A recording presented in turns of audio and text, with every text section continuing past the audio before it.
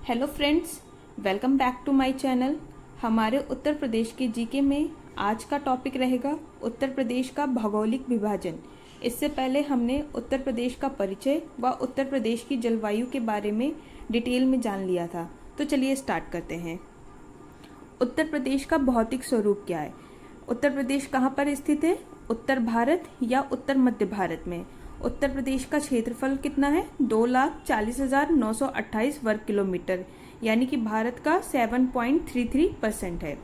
और कितनी सीमाएं इससे लगती हैं? 8 राज्य, 1 केंद्र शासित प्रदेश और तथा 1 देश नेपाल। उत्तराखंड, हिमाचल प्रदेश, हरियाणा, दिल्ली, राजस्थान, मध्य प्रदेश, छत्तीसगढ़, झारखंड, बिहार। इसकी ग्लोब पर स्थिति क्या है? 23 डिग्री 52 मिनट उत्तरी अक्षांश से 30 डिग्री 24 मिनट उत्तरी अक्षांश और 77 डिग्री 5 मिनट पूर्वी देशांतर से 84 डिग्री 38 मिनट पूर्वी देशांतर। जलवायु यहाँ की क्या है? उष्ण कटिबंधीय मानसूनी है। उत्तर प्रदेश की भूगर्भिक संरचना क्या है?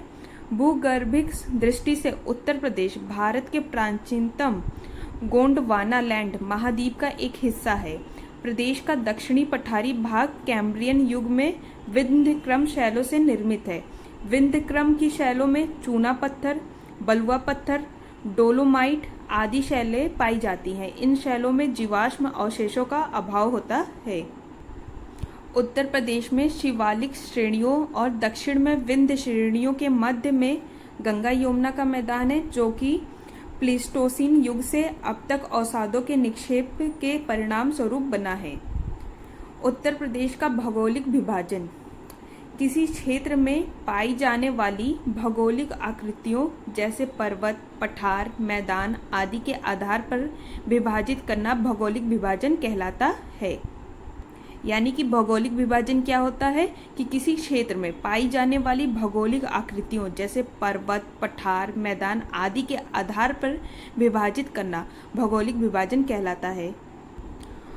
उत्तराखंड राज्य के गठन के फलस्वरूप उत्तर का पर्वतीय भाग उत्तराखंड में चले जाने के बाद उत्तर प्रदेश में 3 भौतिक क्षेत्र रह गए हैं। वो 3 भौतिक क्षेत्र कौन कौन से हैं? उत्तर में भाबर एवं तराई क्षेत्र, मैदानी क्षेत्र, दक्षिण में पठारी क्षेत्र। उत्तर में भाबर एवं तराई क्षेत्र, आइए अब इसके बारे में जानते हैं। पश्चिम में सहारनपुर से पूर्व में कुशीनगर तक पाई जाने वाली एक पतली सी पट्टी भाबर एवं तराई क्षेत्र कही जाती है। भाबर क्षेत्र उत्तर में है, जबकि तराई उससे ठीक सटे दक्षिण में है। भाबर क्षेत्र क्या है? यह शिवालिक हिमालय के समांतर गिरिपात प्रदेश में फैला क्षेत्र है, जिसका निर्माण किससे हुआ है? कंकड़, पत्थर, चट्टानों से हुआ है। इस क्षेत्र का विस्तार उत्तर प्रदेश के बिजनौर, सहारनपुर, पीलीभीत, शाहजहांपुर एवं लखीमपुर खीरी जिलों में है। भाबर क्षेत्र में आकर नदियां विलुप्त हो जाती हैं तथा जल चट्टानों के मध्य प्रवाहित होता है। ये नदियां आगे जाकर वापस धरती पर प्रकट हो जाती हैं। यह क्षेत्र कम उपजाऊ होता है। इस क्षेत्र की मृदा कृषि के लिए अनुपयुक्त है। आइए अब हम जानते हैं कि तराई क्षेत्र क्या होता है। भाबर के समांतर दक्षिण में नमी युक्त दलदली क्षेत्र को तराई क्षेत्र कहा जाता है। तराई क्षेत्र में नदियां धरती पर प्रकट हो जाती हैं। यहाँ महीन कणों के निक्षेप मिलता है।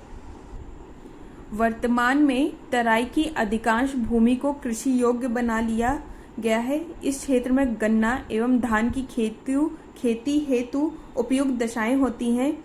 अनेक जगहों पर जूट की भी अच्छी खेती हो रही है। इन दलदली क्षेत्रों में अनेक तरह के रेंगने वाले जीव तथा विषैले कीट, अजगर, मगरमच्छ आदि के साथ अन्य वन्य जीव भी पाए जाते हैं। कहाँ पर? तराई क्षेत्र में।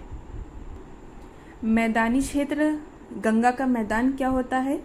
भाबर एवं तराई क्षेत्र तथा दक्षिण के पठारी क्षेत्र के बीच अवस्थित यह एक विस्तृत, सामान्यतः समतल एवं उपजाऊ मैदानी भाग है। इसे गंगा यमुना का दोआब भी कहा जाता है। इसे क्या कहा जाता है? गंगा यमुना का दोआब भी कहा जाता है। यह क्षेत्र गंगा यमुना एवं उनकी सहायक नदियों द्वारा बहाकर लाए गए कॉप, कीचड़ एवं बालू के निक्षेप से बना है।